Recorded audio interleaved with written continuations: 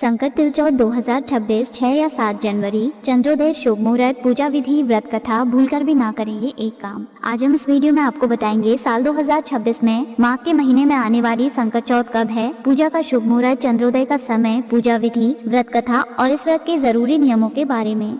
शास्त्रों में माघ के महीने को बेहद पवित्र माना गया है। पंचांग के अनुसार माघ माह के कृष्ण पक्ष की चतुर्थी तिथि को संकट चौथ का व्रत किया जाता है। इसे तिलकुटा चौथ, तिल चौथ, माघी चौथ, अन्य कई नामों से जाना जाता है। इस दिन भगवान गणेश जी के साथ भगवान शिव, माता पार्वती, कार्तिकेय और चंद्रदेव की पूजा का विधान है। यह व्रत संतान प्राप्ति और संतान के सुखी जीवन की कामना से किया जाता है। आइए जानते हैं साल 2026 में संकट चौथ व्रत की सही तारीख, शुभ मुहूर्त, चंद्रोदय का समय, पूजा विधि, व्रत कथा और नियम क्या है। संकट चौथ शुभ मुहूर्त 2026। साल 2026 में संकट चौथ का व्रत 6 जनवरी मंगलवार को रखा जाएगा। चतुर्थी तिथि शुरू होगी 6 जनवरी प्रातःकाल 8:01। चतुर्थी तिथि समाप्त होगी 7 जनवरी प्रातःकाल 6:52। चंद्रोदय का समय होगा रात्रि 8:54। संकट तिलचौथ पूजन विधि। शास्त्रों के अनुसार संकट चौथ के दिन ब्रह्म मुहूर्त में स्नान के बाद व्रत का संकल्प लेकर शिव परिवार का पूजन करें। सबसे पहले एक चौक पर मिट्टी से बनी गणेश जी की प्रतिमा स्थापित कर प्रतिमा का श्रृंगार करें और रोली, अक्षत, दूर्वा, लड्डू,